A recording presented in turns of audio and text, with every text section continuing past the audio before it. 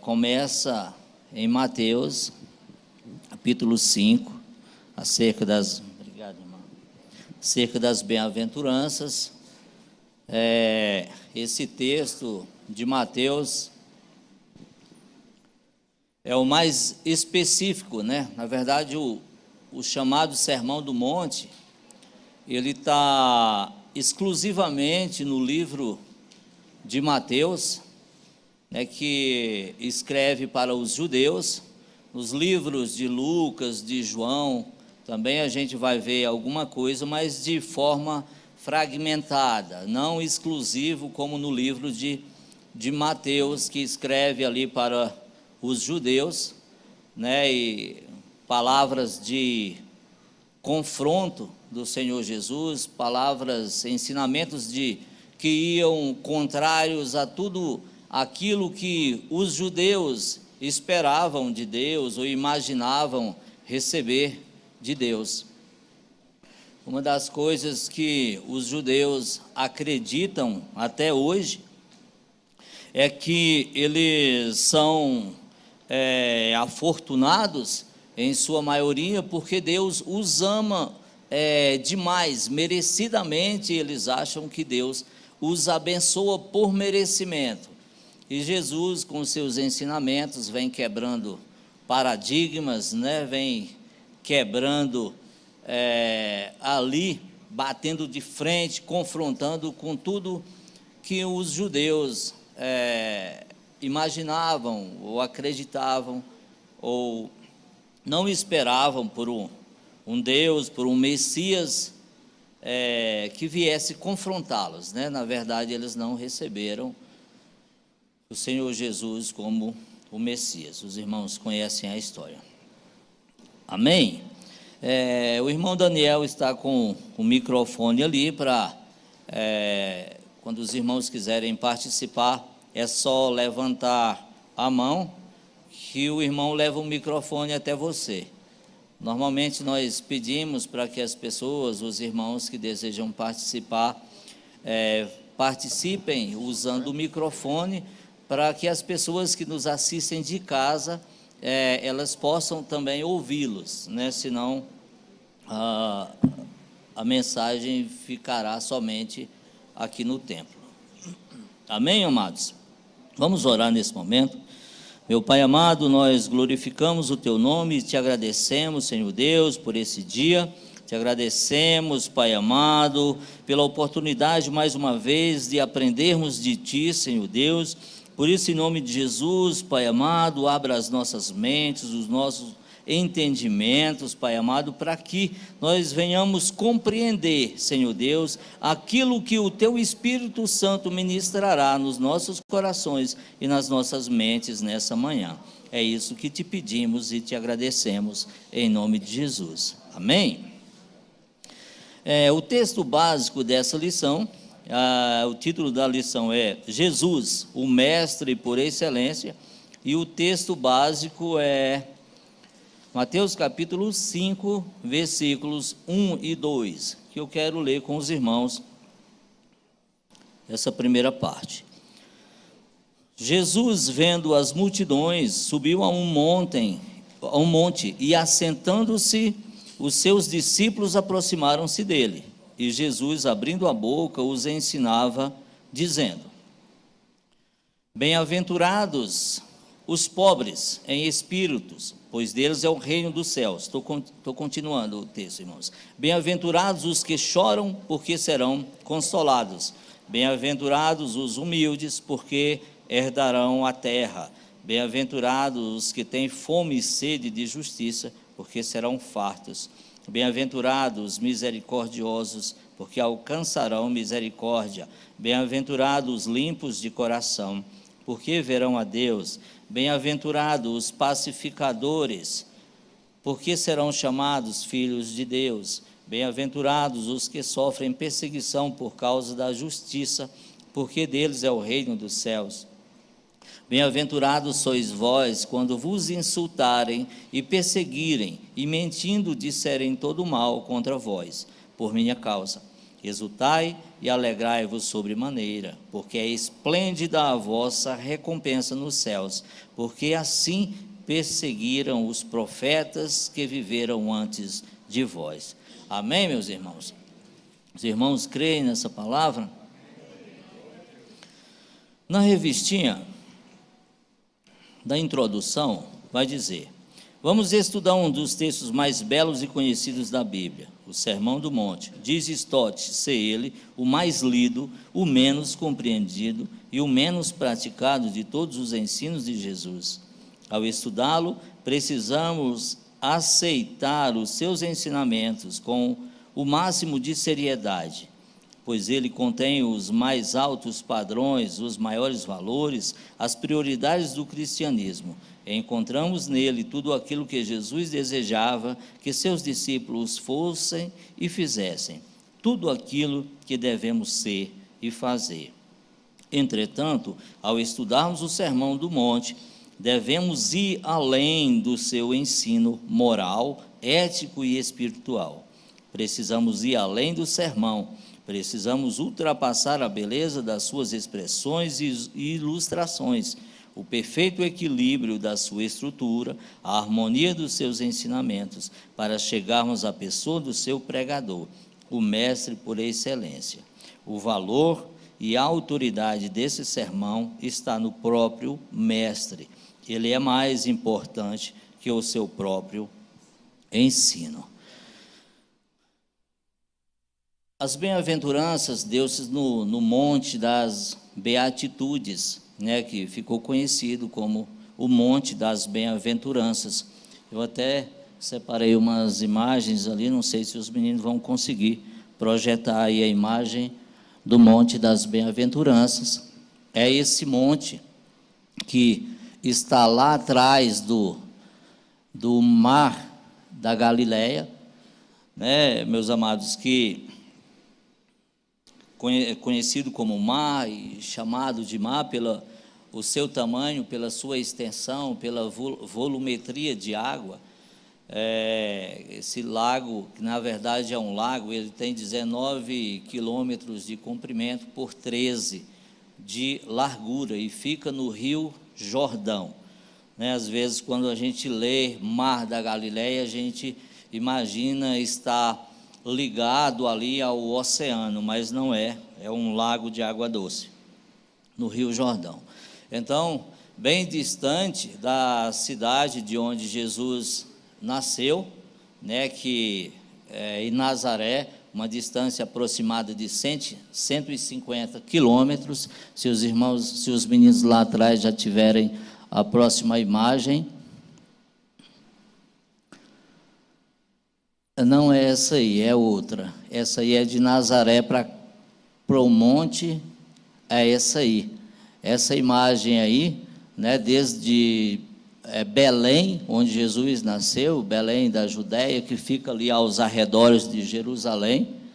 É claro que Jesus não fez diretamente essa trajetória aí, como está mostrando o mapa, indo ali as margens do mar Mediterrâneo, passando por a cidade que é Tel Aviv hoje, que é a antiga cidade chamada na Bíblia de Jope.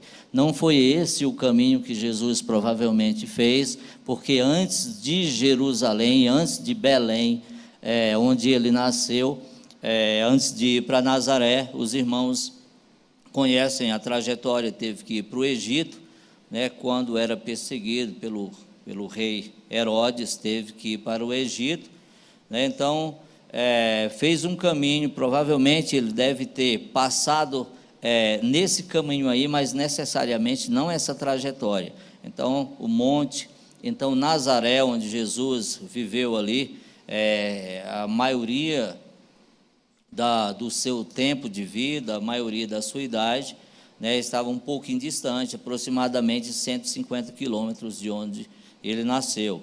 E toda essa trajetória, todos esses percursos, naquela época, os irmãos sabem que era feito a pé, então não era algo tão simples, mas para aquela época era normal, era o comum. continuando aqui na revistinha, diz assim: sentado ali diante dos seus discípulos e da multidão estava um homem ainda jovem, 30 anos de idade, nascido em Belém da Judéia. Passou cerca de 30 anos na insignificante cidade de Nazaré, na região da Galiléia. Vamos compartilhar essa passagem, Mateus 2, 23 e João 1, 46. Quem pode ler para a gente, por favor? E na imagem que aparece ali, irmãos, mais abaixo, é mais um lago chamado Mar Morto, né, que às vezes também a gente pode imaginar que está ligado ao oceano, mas não está. É também no Rio Jordão, e é um lago de água salgada num rio de água doce, né? Isso devido às características ambientais daquela região, onde fala-se que a água evapora bastante, ficando uma quantidade, devido à areia salgada, à terra, um grande teor de sal, uma quantidade bem superior ao dos oceanos, que, segundo os estudiosos, uma média de 35 gramas de sal por litro de água. No Mar Morto é uma quantidade de 300 gramas de sal por litro de água. Então, por isso chamado Mar Morto. Normalmente não tem animais lá, somente bactérias e algas. 2,23, quem pode ler? E foi morar numa cidade chamada Nazaré, para que se cumprisse o que fora dito pelos profetas: ele será chamado Nazareno. Nazareno, meus amados irmãos, o significado de Nazareno é desprezível ou desprezado. Então era esse, né, o título que era incumbido, recebiam as pessoas que vinham de Nazaré. Então Jesus foi herdando, né, todos esses títulos, né? Então era difícil para um judeu, para aqueles, pelo menos os que eram os estudiosos da época, os fariseus, era difícil para crer que um nazareno seria o Filho de Deus, né? Então, assim, como eu disse no início da nossa aula, que Jesus ele vem quebrando paradigmas, que Deus ele vem fazendo em Jesus, Deus Pai vem fazendo em Deus Filho, Jesus Cristo, ali, trazendo todo ensinamento de confronto, né? Ou seja, ele vem ensinando a forma, né? Vem ensinando ali uma base para que nós seguíssemos, aqueles que crescem no seu nome, e aqueles que acreditassem nele, aqueles que ouvissem os seus ensinamentos, as suas palavras. Mas era difícil, meus amados, não era fácil para aquelas pessoas estarem acostumados, assim como o pastor Vandeir pregou na quinta-feira da semana passada, a ceder, a perder. A gente não é acostumado com isso. E aquelas pessoas os judeus que acreditavam, né, que assim, eles eram afortunados, porque Deus os amava bastante, e agora está recebendo uma mensagem de confronto, uma mensagem que era contrária a tudo aquilo que eles acreditavam. Então, realmente não era fácil. Continuando, João 1,46, quem pode ler, por favor? Disse-lhe Natanael: pode vir alguma coisa boa de Nazaré? Disse-lhe Filipe: vem e vê. Isso aí quando falaram, né, para Natanael acerca de Jesus Cristo, um homem de Nazaré, e devido às pessoas já rotularem quem vinha de Nazaré ser desprezado ou desprezível, Natanael já confronta, né, já de cara já confronta: pode vir alguma coisa boa de Nazaré? Né? Então, só para enfatizar o texto aí. Continuando na revista, depois de João 1,46, onde exerceu o ofício de carpinteiro. Esse homem não esteve, como Paulo, sentado aos pés de Gamaliel. Não se tem conhecimento de que tenha ele frequentado a escola ou tenha escrito alguma coisa. Não era escriba e nem fariseu. Tudo indicava tratar-se de uma pessoa simples e comum. Mas esse homem simples, essa pessoa comum, esse homem que nada escreveu, assentou-se e começou a ensinar. Ele ensinava de tal forma que causou o maior impacto nos seus ouvintes. Vamos compartilhar aí Mateus 7, 28 e 29.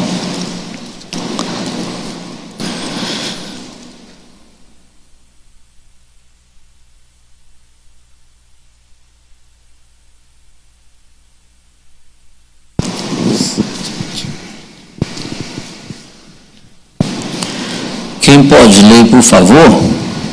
E aconteceu que, concluindo Jesus esse discurso, a multidão se admirou da sua doutrina, porque o ensinava como tendo autoridade, e não como os escribas. Então, Jesus, ele mesmo não sendo conhecimento de ter frequentado alguma escola, de ter estudado aos pés de Gamaliel, assim como Paulo, ele falava com autoridade, porque realmente ele vivia aquilo que ele pregava, ele vivia aquilo que ele ensinava, diferentemente dos mestres daquela época, né, que muitos não tinham uma vida coerente aquilo que eles ensinavam, né? Muitos tinham um comportamento diferente daquilo que eles ensinavam, e eles ensinavam de forma para serem exaltados, para serem elogiados pelas pessoas, pelos ouvintes, mas de fato eles não viviam aquilo que eles ensinavam, aquilo que eles pregavam. Então, quando Jesus, como foi citado no texto agora, ele ensinava com autoridade, ele tinha aquele testemunho de vida, ele ensinava com autoridade do Pai, com autoridade do alto, e o seu testemunho era perfeito, né? Não se podia apontar falhas no mestre. Aqueles fariseus, por exemplo, eles eram muito ligados aos costumes judaicos. Existia, além deles crerem em toda a Torá e nos profetas, em todo o nosso Pentateuco e nos escritos dos profetas, eles adicionavam e colocavam isso como regra, né, nos seus ensinamentos. Eles adicionavam algo além das escrituras. Existiam seus costumes, né, e eles, nos seus ensinamentos, eles tentavam atar isso aos ombros das pessoas. Então era colocar peso nas pessoas, diferentemente já dos saduceus, que já era o contrário. Os saduceus, eles já retiravam, eles já não criam já em tudo que as escrituras diziam, eles já retiravam os escritos dos profetas, eles já não criam somente na Torá, e ainda assim, ainda retiravam aquilo que eles não concordavam. Então, eram pessoas cheias de conhecimentos distorcidos, eram pessoas que achavam que sabiam muito, que conheciam a lei, mas na verdade estava tudo bagunçado. E Jesus, ele vem nos ensinar, né, aquilo que ele gostaria que nós fizéssemos, mas sem deixar de cumprir aquilo que a lei dizia. Ou seja, ele vem com toda a autoridade. No ponto 1 da revista, aí, vem falar de caráter íntegro. Ponto 1 da revista, caráter íntegro. Eu não sei se os irmãos lembram do que eu falei quinta-feira passada aqui, quando o Espírito está ministrando sobre a igreja, ele vem trazendo a mesma mensagem. Muda a pessoa, muda o pregador, o texto pode mudar um pouco, mas na verdade o ensinamento é o mesmo, né? E Deus está trazendo para nós, o Espírito está nos alinhando à sua vontade. E agora na escola bíblica eu venho falando aqui de caráter íntegro, o mesmo que nós falamos aqui na quinta-feira passada, né? A mensagem que eu trouxe não tinha nada a ver com a escola bíblica, mas o texto, o Espírito continua testificando aquilo que ele quer ministrar, aquilo que ele quer trazer para a sua igreja. E a palavra diz, e a revista diz assim: Jesus caracterizou-se por absoluta inteireza moral. Foi 100% daquilo que ensinou aquilo que praticou, viveu o sermão do monte, desafiou seus discípulos a ser luz do mundo. Mateus 5,14, vamos compartilhar, por favor, quem pode ler? Mateus 5, vamos ler o 13 também, 13 e 14. Vós sois a luz do mundo. Não se pode esconder uma cidade edificada sobre um monte. O 13 também, irmão Daniel, por favor. Vós sois o sal da terra. E se o sal for insípido, como se há de salgar? Para nada mais presta senão para se lançar fora e ser pisado pelos homens. Amém. Então os ensinamentos de Jesus eram sempre baseados em coisas corriqueiras, coisas que todos conheciam, né? Eu dei um exemplo aqui na quinta-feira das coisas que ele utiliza, coisas do campo, para aquelas pessoas que ouviram as suas mensagens e não tinham dificuldade nenhuma de entender aquilo que Jesus estava ensinando. Aqui mais uma vez, Jesus vem falando de sal, falando de luz, né? Quando se fala do sal, a primeira coisa que vem à nossa mente é que o sal ele serve para temperar, para dar sabor aos alimentos, não é isso? Mas para aquelas pessoas que ouviam naquela época esses ensinamentos, eles tinham, além de entender que o sal tinha esse poder de temperar, eles também entendiam como o sal tem o poder também de preservar. Naquela época, os irmãos sabem que não existia geladeira. As coisas, as comidas eram salgadas. As carnes, se matavam um animal na roça, aquilo que não dava para fritar ali, por exemplo, se mata um porco na roça, eu sou dessa época, não da época aqui de Jesus, mas sou da época que matava-se um animal lá na roça e a carne você já fritava toda ela e armazenava em latas de 18 litros para ficar comendo daquela carne todo dia.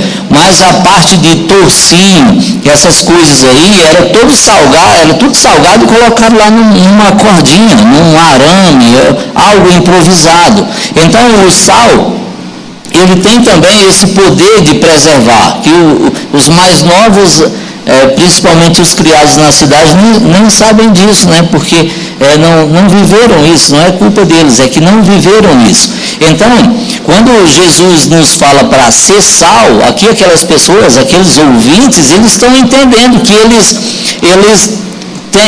o que Jesus está querendo é que a sua palavra, os seus ensinamentos, eles sejam preservados, né?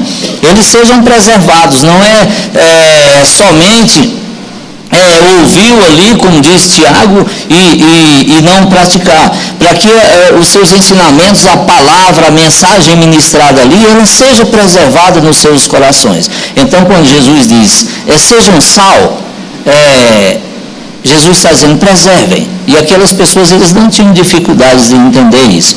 E em seguida, Jesus fala da luz, né, que para ser luz, ou seja, a luz é para ser a diferença, né? Se tem um ambiente fechado, está escuro, você acende uma luz, aquela luz ela faz toda a diferença. E é isso que Jesus nos ensina, né? Que nós precisamos ser luz, nós precisamos ser sal, porque nós somos diferenciados, porque nós somos a continuação dos ensinamentos de Cristo. A igreja do Senhor é essa continuação, a continuação dos ensinamentos da sua palavra, é a preservação daquilo que o Mestre por excelência nos ensinou. Amém? O pastor Vandeir quer falar aqui.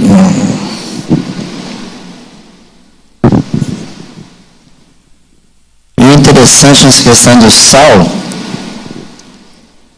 às vezes nós não podemos ter uma percepção distorcida, que às vezes algumas igrejas hoje em dia falam muito, né, de que nós não somos cauda, nós somos cabeça, que nós temos que estar triunfando, que a gente tem que estar por cima e tal.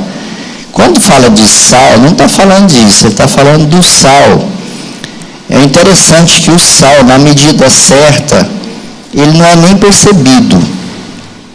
A gente só sente o problema do sal é quando ele não está presente.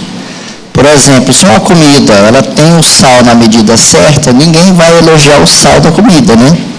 Ninguém vai dizer, nossa, que comida, que sal interessante que está nessa comida, né? Porque você não vai, ele é completamente imperceptível. Ele é sentido quando na ausência dele. A falta do sal, não está faltando o sal aqui. Mas se tiver na medida, ninguém vai dizer nada do sal. O interessante, quando Jesus está falando da gente ser sal, ele está dizendo assim, vocês sejam imperceptíveis. Estejam lá, façam a diferença, mas sejam imperceptíveis. Quem tem que ser notado não é vocês, sou eu. Então, a glória é minha.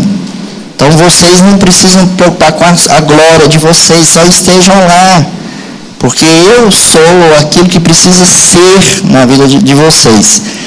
E uma coisa é fato, nós estamos vivendo em um tempo, em um mundo, que se não é a igreja que é o sal dessa terra, esse mundo já estaria completamente destruído.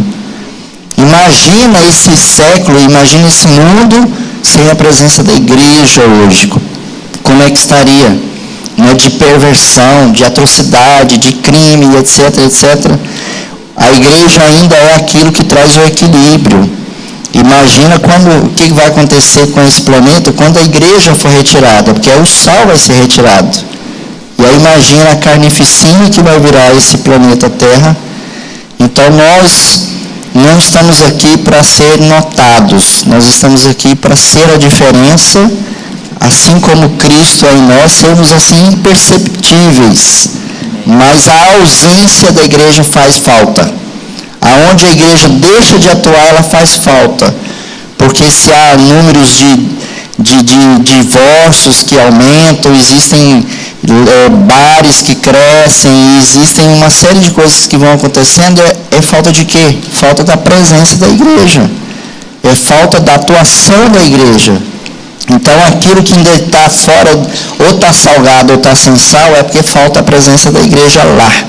Falta a presença nossa lá, falta a manifestação da glória e da presença de Deus naquele ambiente. Bem, é isso.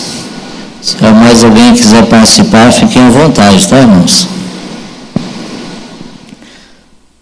Continuando,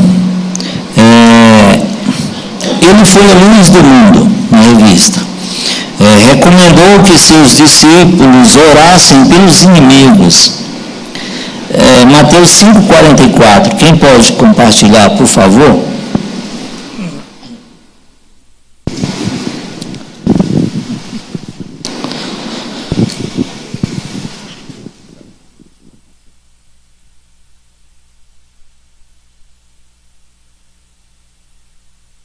Mateus 5,44, Lucas 23,34 também, vamos compartilhar.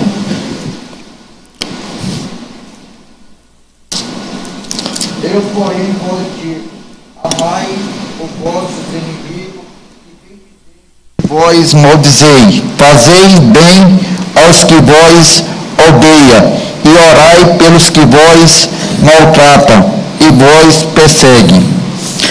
Então Jesus nos ensinou, né? Orai pelos vossos inimigos.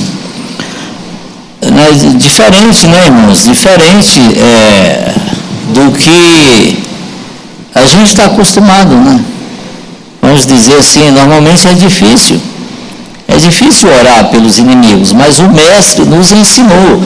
E ele deu o seu próprio exemplo. Lucas 23, 34. E dizia Jesus: Pai, perdoa-lhes, porque não sabem o que fazem. E repartindo as suas vestes, lançaram sortes. Ou seja, ele viveu aquilo que ele ensinou, né? Ali já é um texto, já ali quando Jesus está sendo escarnecido, maltratados, esbofeteados, né? Jesus, ele ora ao Pai, né? Pai, perdoa-lhes, eles não sabem o que fazem. Então, de fato, Jesus orou pelos seus inimigos. Ele viveu, ele não só ensinou, ele viveu. Essa é a diferença, né? Ele viveu aquilo que ele ensinou. Continuando, ele ensinou seus discípulos a falar a verdade. Ele foi a encarnação da verdade. Aí tem o texto de João 14,6, né, que é aquela passagem que diz: eu sou o caminho, a verdade e a vida. Ninguém vai ao Pai senão por mim. Então ele já deu toda a orientação que nós precisávamos, né, toda instrução. Vejam que Jesus, ele não diz ser ele uma verdade, ser ele um caminho, né? Porque se assim fosse o texto, ele poderia existir outros caminhos, mas ele diz: eu sou o caminho, no singular, é único. Eu sou a verdade e a vida. Ninguém vai ao Pai senão por mim. Pastora Dani, irmão Daniel. Então, assim, Jesus já nos ensinou tudo aquilo que nós precisamos, né, viver e que tenhamos que fazer para ir morar com Ele uma eternidade. Pastora Dani. Amém.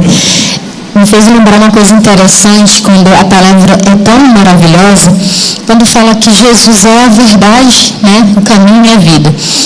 E o diabo é tão nojento, né? O mundo é tão jaz no maligno, como diz a palavra de Deus, que ele quer realmente tirar esse conceito de nós. Ele quer destruir esse conceito de que Jesus é a verdade, destruindo o próprio conceito do que é a verdade. Por que eu estou dizendo isso? Quem já passou por uma faculdade, uma universidade, né, sabe bem do que eu estou falando. Uma das primeiras coisas, isso é logo colocado no primeiro período que você entra em qualquer curso que seja. Você vai fazer medicina, que não tem nada a ver com filosofia. Aí você tem que... E aí ele quer colocar na sua cabeça de que depende. O que é a verdade? O que é isso? Aí ele começa, né, os estudiosos, os filósofos, eles começam a colocar isso para que você tenha dúvida do que é a própria verdade. Por quê? Porque a palavra de Deus diz que Jesus é a verdade. E aí eles querem colocar isso na cabeça dos jovens hoje. Isso já não estão esperando chegar na faculdade, já estão fazendo isso na escola, né? Então, já da 8ª série para frente, os meninos já são inculcados esse tipo de pensamento, dizendo assim: mas o que é a verdade? E essa Bíblia? Por que você acha que a Bíblia é verdade? Né? Para você é uma verdade, mas para mim não é. Eles falam isso abertamente. E aí, quando Jesus fala isso, exatamente a gente tem que se apegar nisso, porque não há outra verdade que não seja a palavra de Deus. Então, a gente tem que estar muito inculcado na nossa cabeça, na nossa fé, no nosso coração, no nosso espírito, na nossa alma, em tudo que há em nós. Nos revestimos dessa verdade que é Jesus. Porque o mundo aí fora está ensinando, está dizendo assim: não, mas peraí, que verdade é essa? Nós temos que ver o que é a verdade. Aí eles começam com as vãs filosofias dele. Amém. Pastora Alessandra.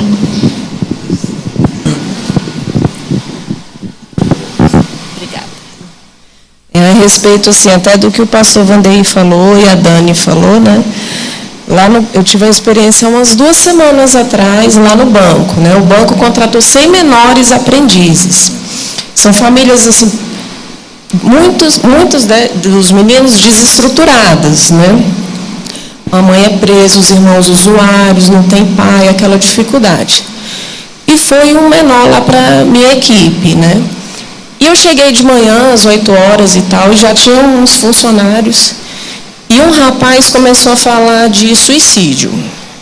Aí ele falou, olha, não, eu penso em suicídio 2 vezes no dia. Aí o clima foi ficando pesado. Aí eu chamei o menor, falei, você quer tomar um café? Não. Falei, oh, meu Deus. Já subiu aquele nervo, né? Aí ele começou a falar. E você sabe como é que suicida? Falando para outras meninas. Eu dei uma olhada assim por trás do computador, levantei e falei assim, fulano, você me ajuda? Nervosa. Aí ele olhou assim, não, tudo bem, tudo bem. Peguei minha garrafinha com água, fui lá para a Copa. Aí ele foi lá, não, Alessandra, porque você não sabe, eu fazia isso com os menores e rindo. Eu falei, colega, você sabe qual foi a primeira palestra que esses meninos tiveram? Foi sobre saúde emocional. Para você estar tendo um tipo de conversa dessa aqui no setor corporativo. E eu não gostei. Falei alto porque aquela salinha reflete o som. Aí ele pegou e falou, não, pode deixar. Aí já foi lá, pediu desculpa para o rapaz, pediu desculpa para mim e perguntou se a conversa foi melhor. Eu falei, melhorou. Melhorou um pouco. Amém. Então, esse é o diferencial, né? Foi para isso que Jesus nos ensinou, nos capacitou para sermos essa diferença, para sermos luz onde quer que andemos, onde quer que estejamos, para sermos o sal. Continuando na revistinha, diz, Jesus foi um caráter íntegro. Na sua personalidade havia algo que estava acima de todo o caráter humano. Desafiou seus adversários, pedindo-lhes que apontassem qualquer pecado na sua vida. João 8,46. Quem pode ler, por favor?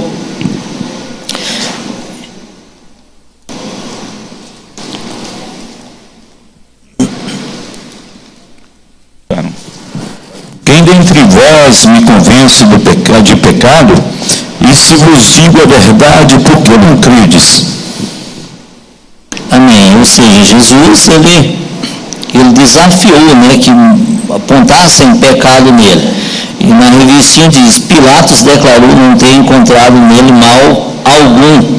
Né? Os irmãos conhecem a passagem onde ficava um jogo de empurra entre Pilatos e Herodes, porque nenhum encontrava ali nenhum mal que Jesus pudesse ter feito e principalmente, né, que fosse digno de morte, né? Não encontraram, mas somente somente os judeus, os sacerdotes queriam a morte de Jesus justamente pelos seus ensinamentos, eram contrários àquilo que eles viviam, né? Ou seja, os ensinamentos de Jesus seria como trazer algo que está sujo para a luz, ou seja, a sujeira vai aparecer, né? Não tem como mais esconder. Então essa era a revolta dos sacerdotes da época, dos fariseus contra Jesus. No ponto 2, autoridade absoluta. Os primeiros ouvintes ficaram impressionados com a autoridade extraordinária com que falou o Mestre. Ensinou sem titubear, sem hesitar, sem se justificar. Ensinou com autoridade e não como os escribas ensinavam, dispensando a orientação espiritual dos doutores da sua época. Teve um ensino original e próprio. Havia no Mestre alguma coisa superior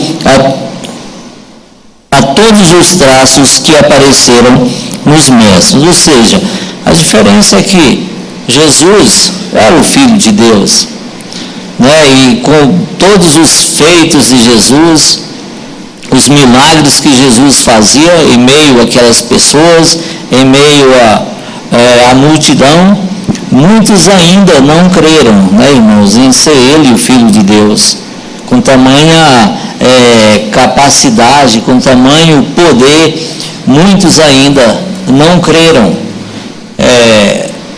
ainda pediam sinais, né? Muitos não creram no Mestre por excelência. No ponto 3 da revista diz: obediência perfeita. Jesus veio ao mundo para obedecer, obediência ao Pai, obediência à lei. Aí tem o texto de Mateus 5,17 que diz: não penseis que vim revogar a lei e os profetas, não vim para revogar, vim para cumprir. Ou seja, mesmo os seus ensinamentos quebrando paradigmas, confrontando, ele não deixou em nenhum momento de cumprir a lei. Ele cumpriu tudo aquilo que dizia as Escrituras, né? Foi possível conciliar os ensinamentos dele com o cumprimento da lei. O objetivo supremo da sua vida foi fazer a vontade do Pai. Nunca buscou a sua própria vontade. Vamos ler João 4,34 e 5,30. Jesus disse-lhes: a minha comida é fazer a vontade daquele que me enviou e realizar a sua obra. João 5,30 também, por favor.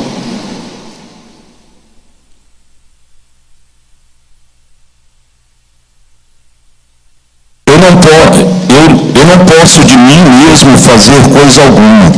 Como ouço, assim julgo, e o meu juízo é justo, porque não busco a minha vontade, mas a vontade do Pai que me enviou.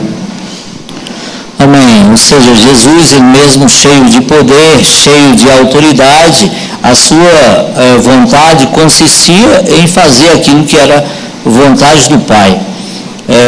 O mestre, ele tinha um objetivo, né, e cumpriu esse objetivo, que era vir fazer a vontade do Pai, vir estabelecer o seu reino aqui na terra, né?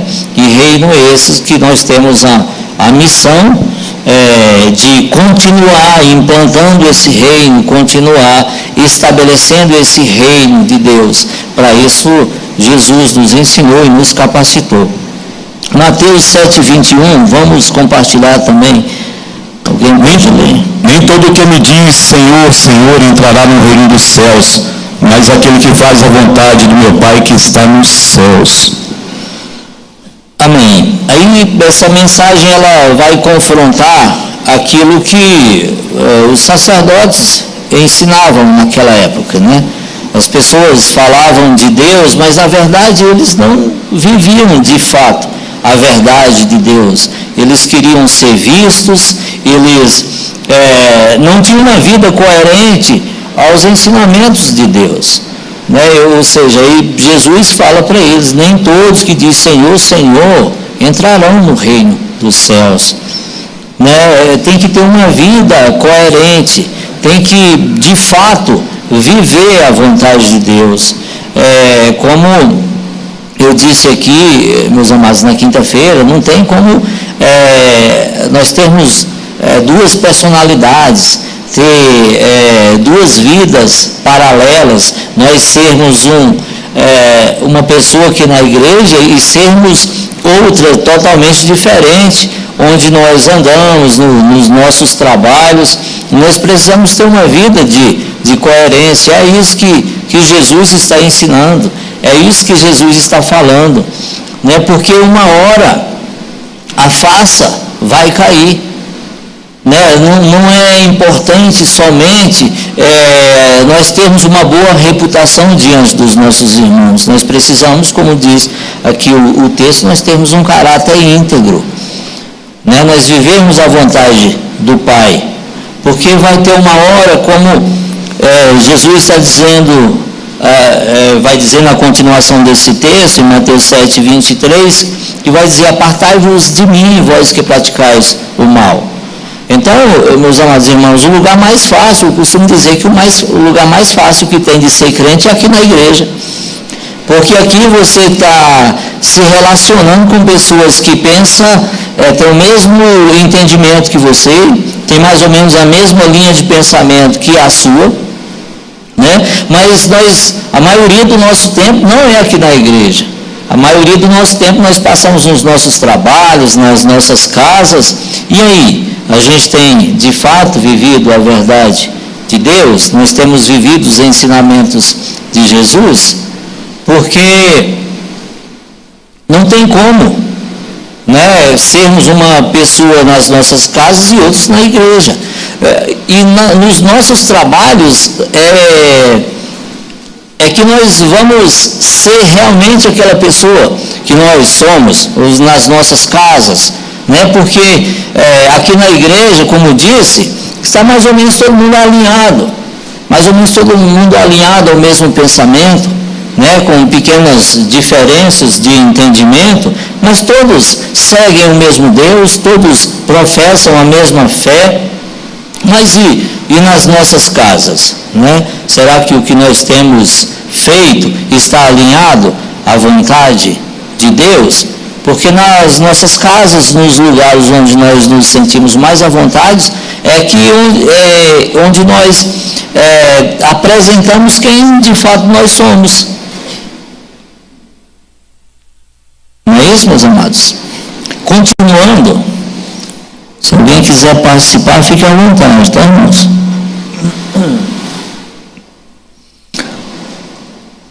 Na revista, apropriadamente, Jesus concluiu o Sermão do Monte apresentando a parábola dos dois construtores e dos dois fundamentos.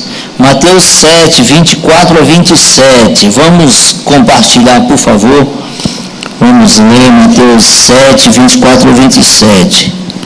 Todo aquele, pois, que escuta essas minhas palavras e as praticas, assemelhar-me-ei ao homem prudente que edificou a sua casa sobre a rocha. E desceu a chuva, e correram rios, e assopraram ventos, e combateram aquela casa, e caiu, e foi grande a sua queda. Até o 27. Do 24 ao 27. Isso. Tá. E desceu a chuva e correram rios, e assopraram ventos, e combateram aquela casa, e não caiu, porque estava edificada sobre a rocha. E aquele que ouve essas minhas palavras e não as cumpre, compará-lo-ei ao homem insensato que edificou a sua casa sobre a areia. E desceu a chuva, e correram rios, e assopraram ventos, e combateram aquela casa, e caiu, e foi grande a sua queda. Amém. Tem um ditado por aí, os irmãos, que provavelmente os irmãos conhecem, que diz: o que adianta ir para a igreja rezar e fazer tudo errado, né? Então não adianta nós conhecermos a verdade de Cristo, nós conhecermos as Escrituras Sagradas e a gente não viver, né, segundo esses ensinamentos. Se assim o fizermos, meus amados, nós estaremos enganando a nós mesmos, né? Nós estaremos nos enganando, porque a gente conhece, sabe o que diz as Escrituras, a gente crê, por isso estamos aqui, mas se não vivermos, nós nos enganamos, né? Porque Jesus, ele não nos chamou somente para conhecer, ele nos chamou para viver e nos capacitou para isso. Continuando,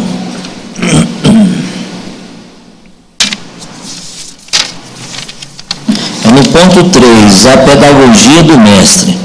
Diz: Jesus se apresentou em primeiro lugar como mestre. Ele mesmo se declarou mestre único. Não se distinguiu como orador, como líder, mas como mestre. Segundo Price, autor da Pedagogia de Jesus, no Novo Testamento há 45 referências a Jesus ensinando. E quando pregava, ele pregava e ensinava. O Sermão do Monte é um exemplo disso. Cristo viu no ensino a oportunidade para formar caracteres, atitudes e ideais no homem. E por isso ensinou a toda hora e em qualquer lugar.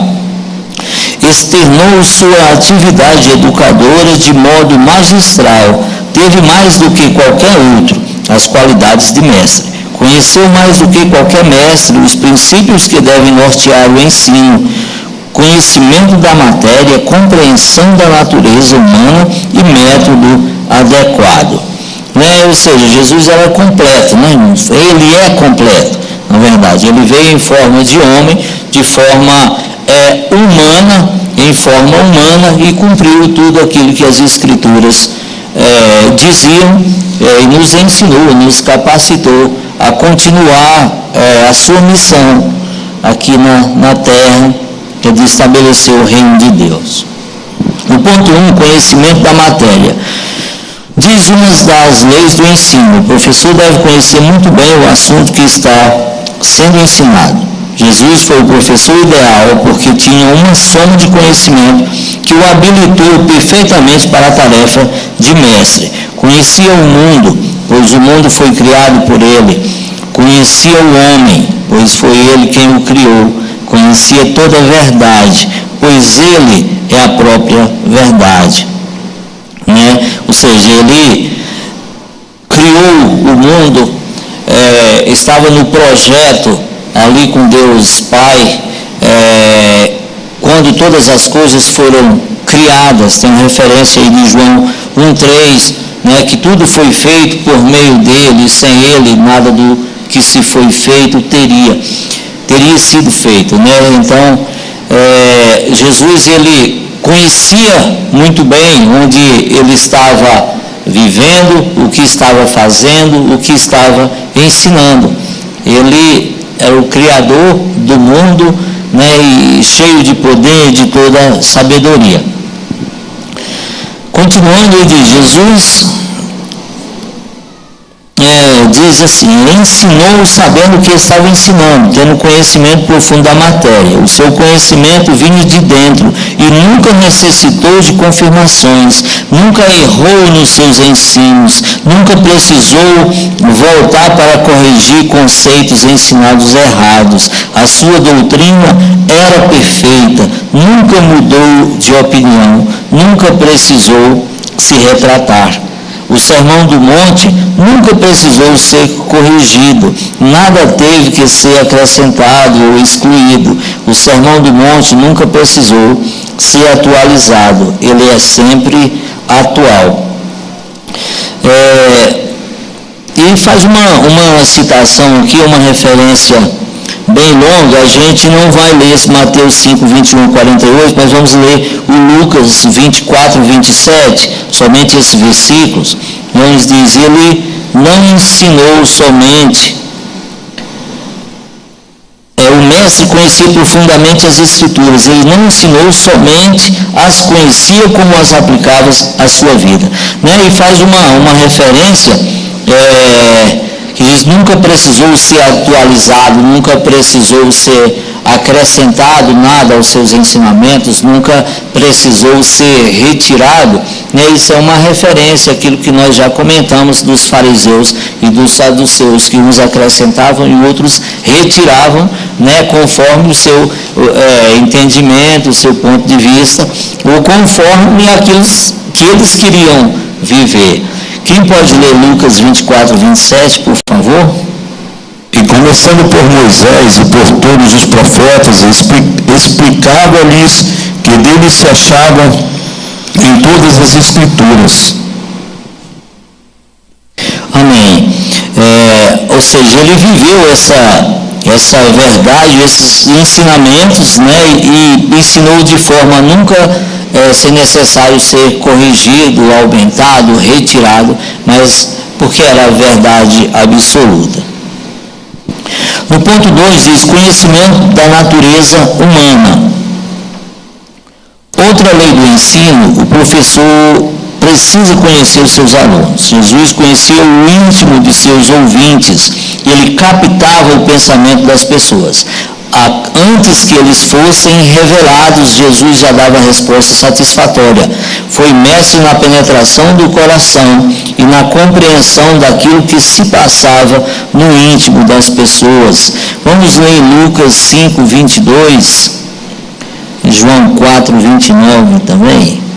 Jesus, porém, conhecendo os seus pensamentos, respondeu e disse-lhes: que arrazoais em vossos corações? João 4:29 também.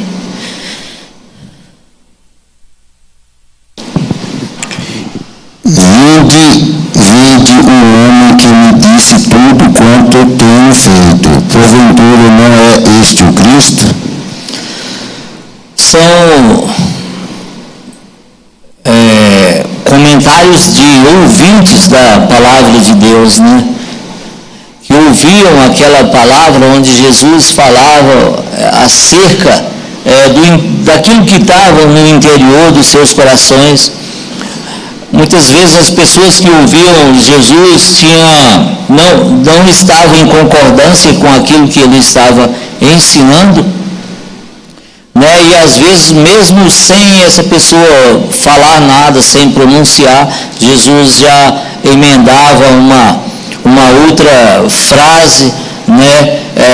Falando: olha, você está com esses pensamentos no vosso coração, porque aquelas pessoas estavam em desacordo de entendimento.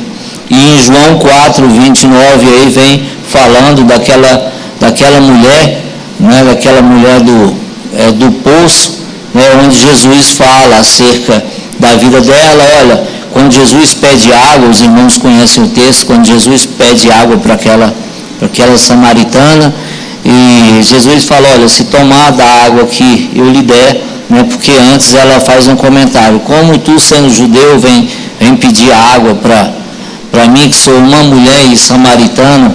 E Jesus vem ensinando para ela: olha, se você soubesse quem te pedia água, né, eu, em outras palavras, sou o Filho de Deus, aquilo. E Jesus fala, né, acerca dos maridos dela, que ela teve 5 e está com um que não era dela, e essa mulher, ela sai ali, ela sai professando o nome do Senhor. Olha, eu conheci um homem, né, que sabia toda a minha vida, ou seja, Jesus ensinava com autoridade, né? Ele tinha o conhecimento do Pai, que estava tudo sobre ele, né? Então ensinava com propriedade e ensinava com autoridade. Continuando aqui na letra A do ponto 3, na letra A do ponto 3, começou com as coisas simples até chegar às complexas. Utilizou a analogia dos pássaros do céu, do lírio do campo, da casa construída na rocha e na areia. Essa parte nós já compartilhamos, da casa construída na rocha e na areia, né? E Jesus vem ensinando aqui acerca dos pássaros, né? Que vai estar em Mateus 6. Jesus fala: não vale mais a sua vida, a vida de um homem, a vida do ser humano, do que o dos pássaros. Não vale mais a vida do homem do que dos lírios do campo, que hoje florescem e amanhã são lançados no fogo.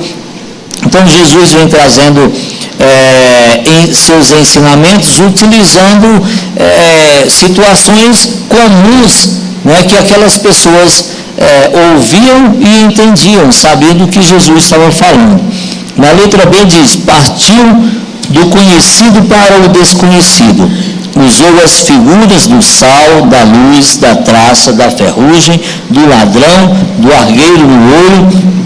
Ou seja, ensinamentos com sabedoria, né? Do sal e da luz nós já falamos, mas tem outras passagens que fala do argueiro no olho. Os irmãos conhecem o texto que diz: tira primeiro a trava do teu olho para você conseguir tirar o argueiro do olho do teu irmão.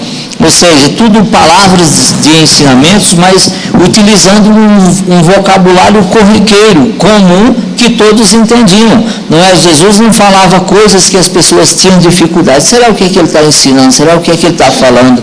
Do que ele está falando mesmo? As pessoas não tinham esse tipo de entendimento, porque as palavras do Senhor eram muito, muito claras. Amém, meus amados? Amém. Vamos para a conclusão que diz: por que dar atenção ao Sermão do Monte? Por que estudá-lo durante 4 meses? Por que colocar em prática os seus ensinamentos? A resposta é uma só: pela pessoa do Mestre. Ele sempre teve mensagem, método e vida. Eis a razão para estarmos estudando esse sermão. Eis a razão para colocarmos em prática os seus ensinamentos, que não são conselhos prudentes para épocas passageiras, mas são ordens para serem obedecidas em todo o tempo. O Sermão do Monte é um autêntico pronunciamento de Jesus. Seu conteúdo é relevante para o mundo moderno e seus padrões foram estabelecidos para ser cumpridos pelos cidadãos do reino. Aqueles que passaram pelo novo nascimento e fazem parte da família de Deus. Quem tem ouvidos para ouvir, ouça, diz o Mestre. Pela oração, pelo estudo da palavra, pela comunhão com o Senhor e com os irmãos, certamente estaremos recebendo a graça e a força que necessitamos para vivermos à altura os ensinamentos de Jesus, o Mestre por excelência. Amém, meus irmãos? Então, que nós sejamos capacitados, meus amados irmãos, a conseguir mesmo viver essa verdade que o Mestre nos ensinou. O Bispo Silvio quer participar, Daniel.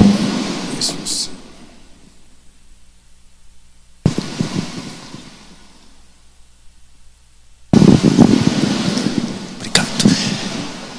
Vou ficar de pé, pode? Quero fazer uma pergunta, professor. Bem, Quantos aqui gostam de picanha? Vamos para um churrasquinho com picanha? Mas sem sal. Quantos aqui gostam de sal? Quanto custa uma picanha? O quilo de uma picanha? Hã? Quanto? 50 ou mais, né? 70, né? Depende, né? E quanto custa 1 quilo de sal? Hã? R$2.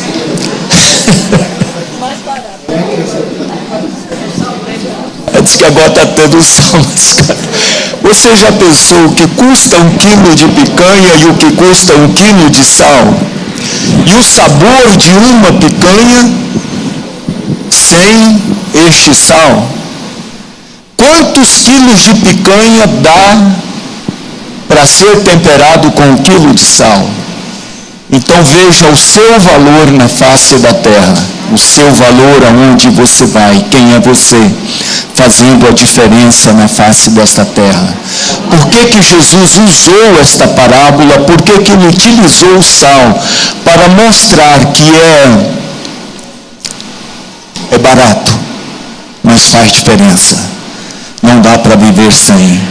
Então, você, nós somos o sal da terra e não dá para viver sem o sabor do sal. Que Deus nos abençoe. Obrigado, professor. amém. Que Deus abençoe.